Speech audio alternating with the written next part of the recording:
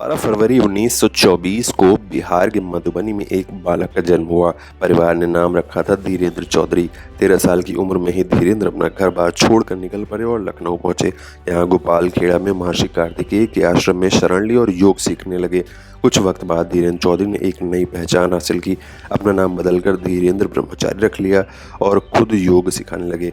1950 आते आते सफ़ेद चमकदार दाढ़ी, गठीली कदकाठी और गहरी आंखों वाला वो सन्यासी दिल्ली के राजनीतिक गलियारों में नजर आने लगा। दिल्ली में धीरेन्द्र ब्रह्मचारी प्रधानमंत्री जवाहरलाल नेहरू को योग सिखाने लगे। इसके बाद तो उनके शिष्यों की कतार बढ़ने लगी।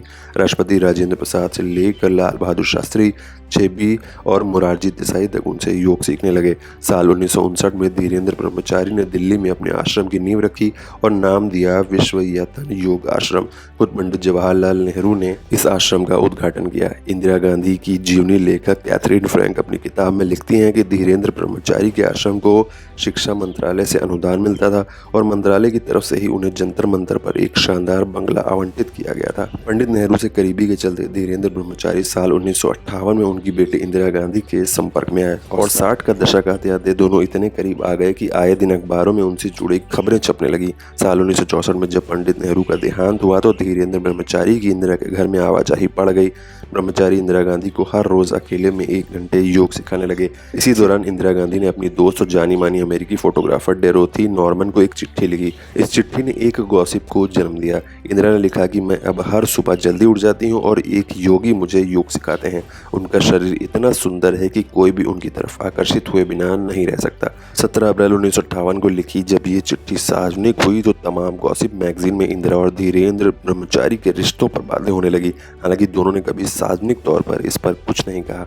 लेखिका भवदीप कांग अपनी किताब gurus stories of India's leading बाबाज में वरिष्ठ पत्रकार खुशवंत सिंह के हवाले से लिखते हैं कि धीरेन्द्र ब्रह्मचारी लंबे तंबे थे। वो हर सुबह बंद दरवाजे के पीछे इंदिरा गांधी के साथ 1 घंटा बिताया करते थे। हो सकता है कि उनकी इस योग की शिक्षा का अंत कामसूत्र की शिक्षा के साथ हुआ हो। कांग स्पष्ट करती हैं कि ऐसा खुशवंत सिंह ने अनुमान लगाया था। वो खुद इस बात की पुष्टि नहीं करती हैं। 70 का दशक आते आते धीरेन्द्र ब्रह्मचारी इंदिरा गांधी के सबसे खास फ्रेंड, फिलोसफर और गाइड बन गए।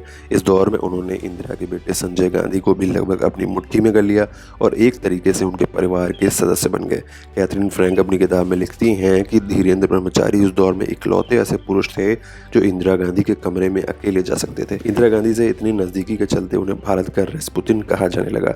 जैसे जैसे इंदिरा गांधी सत्ता के शिखर पर पहुंचती गईं, ब्रह्मचारी से उनकी करीबी भी बढ़ती गई। 25 जून 1975 को जब इंदिरा ने देश में आपातकाल की घोषणा की तब धीरेन्द्र ब्रह्मचारी लगभग 24 घंटे इंदिरा गांधी के इर्द गिर्द नजर आने लगे। विपुल जयकर इंदिरा गांधी की जीवनी में लिखती हैं कि उस दौर में धीरेन्द्र ब्रह्मचारी इंदिरा गांधी से कहते थे कि किस तरीके से उनके विरोधी उन्हें नुकसान पहुंचाने के लिए तंत्र मंत्र का सहारा ले रहे हैं। फिर खुद धीरेन्द्र ब्रह्मचारी ही इसकी कार्ड भी बताते थे और बदले में यज्ञ हवन और तांत्रिक क्रियाएं किया करते थे। बकौल विपुल जयकर इमरजेंसी के दौर में तो इंदिरा गांधी हर छोटे बड़े मुद्दे पर धीरेन्द्र ब्रह्मचारी की सलाह लेती थी और उस पर पूरी तरह अमल भी करती थी।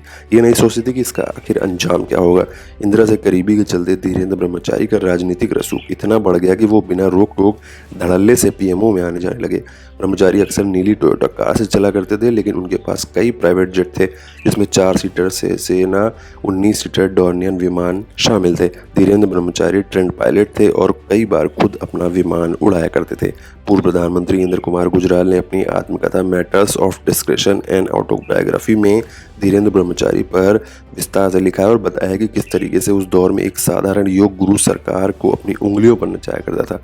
गुजराल लिखते हैं कि जब मैं निर्माण और आवास राज्य मंत्री था तब धीरेन्द्र ब्रह्मचारी ने मुझ पर नई दिल्ली के पॉश गोल्ड डाकखाने के करीब अपने आश्रम के लिए एक सरकारी ज़मीन देने की मांग की, लेकिन मैं वो ज़मीन उन्हें कतई नहीं देना चाहता था। लिहाजा मैंने फाइनल रोक दी। एक शाम धीरेन्द्र ब्रह्मचारी का मेरे पास फ़ोन आया और उन्होंने मुझे धमकाते हुए कहा कि अगर मेरी बात नहीं मानी तो तुम्हें डिमोट करवा देंगे। गुजराल लिखते हैं कि 1 हफ्ते बाद मंत्रिमंडल में फेरबदल हुआ और मेरा डिमोशन कर दिया गया। मेरे ऊपर उमाशंकर दीक्षित को कैबिनेट मंत्री बना दिया गया। अगले दिन जब मैंने इंदिरा गांधी से शिकायत की तो वो बिल्कुल चुप रहीं। एक शब्द नहीं बोली। धीरेन्द्र ब्रह्मचारी जब भी पत्रकारों से बात करते थे तो कभी अपने निजी जीवन पर ज़्यादा चर्चा नहीं करते थे, खासकर अपने मूल निवास स्थान के बारे में। नवंबर 1988 में जब वरिष्ठ पत्रकार अरुण पुरी और प्रभु चावला ने ब्रह्मचारी से एक इंटरव्यू के दौरान उनका जन्म स्थान पूछा था, तो ब्रह्मचारी ने लगभग धमकाते हुए कहा था कि आप लोग मुझसे ये सब नहीं पूछ सकते हैं और इस तरह के प्रयास सफल भी नहीं होंगे। लंदन में भी मुझसे कई पत्रकारों ने मेरी पारिवारिक पृष्ठभूमि के बारे में छानबीन करना चाहिए, लेकिन मैंने जवाब देने से मना कर दिया था। 6 फीट 1 इंच लंबे धीरेन्द्र ब्रह्मचारी को कभी गर्म कपड़ों जैसे स्वेटर वगैरह में नहीं देखा गया। वो हमेशा अपने जिस्म पर एक पतला सा कपड़ा लपेटे रहते थे, यहाँ तक कि रूस की कड़ाके की सर्दी में भी उसी कपड़े में वो दिखाई दिए थे।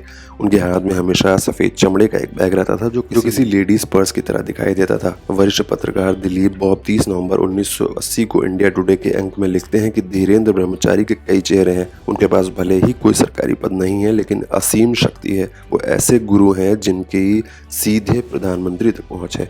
धीरेन्द्र ब्रह्मचारी का विवादों से भी चोली दामन का रिश्ता रहा।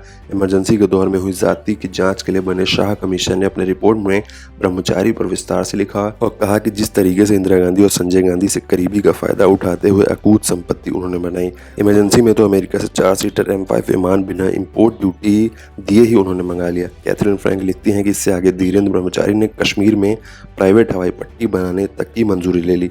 ये मामला बहुत गंभीर था क्योंकि कश्मीर सीधे पाकिस्तान से सटा था। इमरजेंसी के बाद जब इंदिरा गांधी की सरकार गई तो धीरेन्द्र ब्रह्मचारी के खिलाफ जांच शुरू हुई, लेकिन 1980 में सत्ता में लौटने पर सारे आरोप उनसे वापस ले लिए गए। धीरेन्द्र ब्रह्मचारी पर विदेश से हथियार खरीदने और बेचने के आरोप में आपराधिक मामला भी दर्ज हुआ। धीरेन्द्र ब्रह्मचारी काली गाय पालने के शौकीन थे। पीएम आवास से महज कुछ किलोमीटर दूर उनके आश्रम में दर्जनों काली गायें बंधी रहती थीं। खुशवंत सिंह अपनी किताब truth love and little malice में लिखते हैं कि धीरेन्द्र ब्रह्मचारी के पास विशाल बंगला है जिसमें दर्जनों काली गाय पली थीं। ब्रह्मचारी मानते थे कि काली गाय का दूध औषधि गुणों से भरपूर होता है। उनके बंगले में इतनी भीड़ होती थी जितनी किसी मंत्री के यहाँ नहीं होती थी।